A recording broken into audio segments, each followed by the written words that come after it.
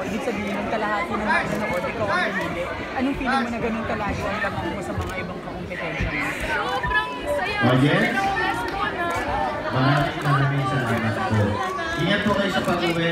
Kaya lang pinagdit ko kanina, ito po na po na ito lalabas. Pakipalo na lang po ang Rachel. Kayo po ay lalabas na kung saan sa may Lupis Drive po kayo nilaan. Ingat po kayo sa pag-uwi. Maraming salamat po. Thank you so much.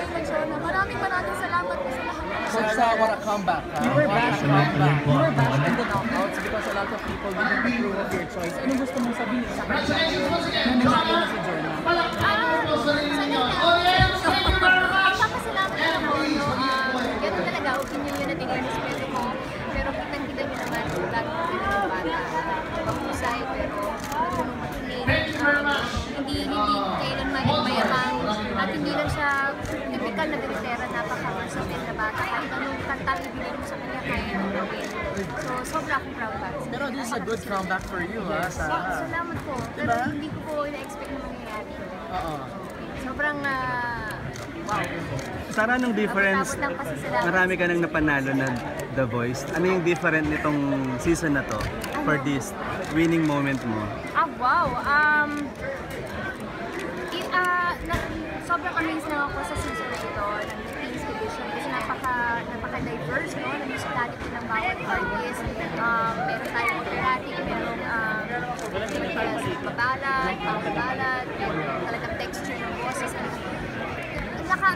Sabi ko nga, kahit sino sa kanila ang manalo, hindi happy ako. Pero siyempre, Sarah ba yan? Correct. Popsters, binoto kayo ata yung lahat. lahat. Maraming salamat po sa lahat ng Popsters, ng bumoto, support ako sa akin. Thank you po! Thank you so much! Jonah, what will you do with the money?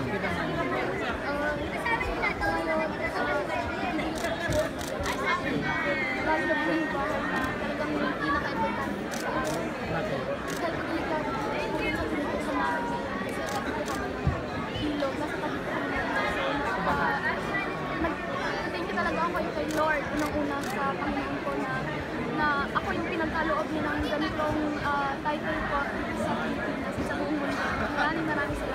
So, anong unang-una mong gagawin now that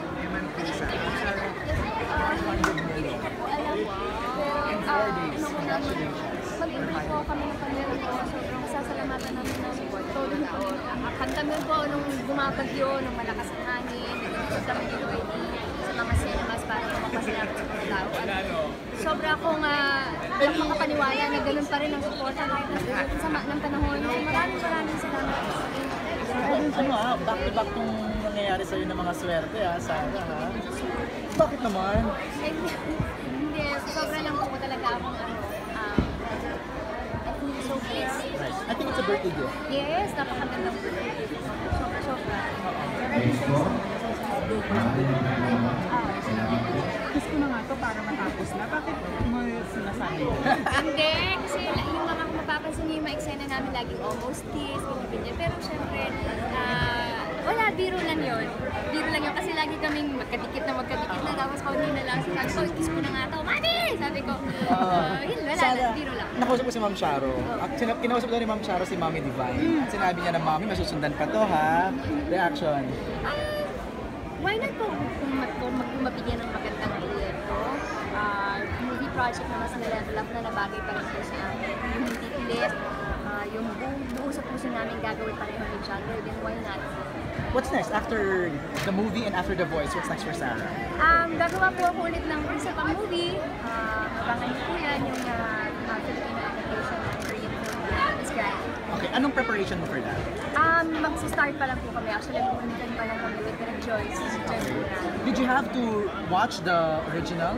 Ay, kailangan ko panoorin. Hindi pa ako nabibigyan ng DVD. Pero anong challenge noon para sa'yo? Yung material na yun? Challenge siguro. Kasi ikaw na lang, wala nang kalawang team, di ba? Number 1 po yun. Ako lang ang magdadala ng pelikula. At syempre, may makakasama din ako. Pero ako talaga yung movie. So, sobre baby, double yung pressure sa akin. Pero, ang naging ano ko na sa sarili ko, parang condition ko sa mindset ko is basta ibigay mo ng buo gusto mo, dedication mo, hard work, kung ano man mangyari. Katulad dito mo sa The Voice, kung hindi man maging successful or hindi successful, ang importante at Alam mo, hindi ko lang makapakita ni Chef sa'yo, no? Pero nagkampanya si Mateo kay Jonas. Oo nga! Nakita mo? Pakita ko? Nakita mo? Oo, nakita ko. Ano reaction mo doon? Oo, I asked him na yun niya. I-boto. Kontahan. Siya ba, mukhang siya nakatulong, ha? Mukhang siya nakatulong. Album, are you working on a new album? Album, wala pa po. Okay. So you're really gonna focus on the movie na lang? Baka, okay. We will see you in a teleserye soon. Ayun. Ayaw mo na? Di po ano sa akin eh. Di ko kaya. Sa boses? Okay po yan. Saka immune system. Ay, okay. So talagang either music or movies. Kasi ang movie ko, ang dami ko na. So madali i-pace ang schedule kapag movie. Kasi Wala bang parang sino bang next na inaayon mo na gusto makapart? si DJ! Gusto ko magtrabaho si DJ. Bakit? Kahit magkapatid lang kami naman na. Bakit? Hindi kasi sobra akong ina-admire yung batang yun. Grabe yung ano niya eh, yung lakas ng dating niya.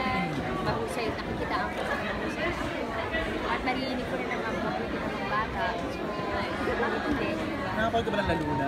Minsan. Ang reaction? Actually, sa ano na lang eh, sa YouTube na lang. Ang reaction? Ang ganda ng lulu sa akin. Ang pilot nila. So, ang ganda. Are you open to Sir, work? salamat. Thank you. Are you open to work with Senters ka na Mateo in naman. one project? Ay, Thank you, thank you, sir. Para picture tayo. No, excuse me. Sama sa plane! Thank you. Thank you.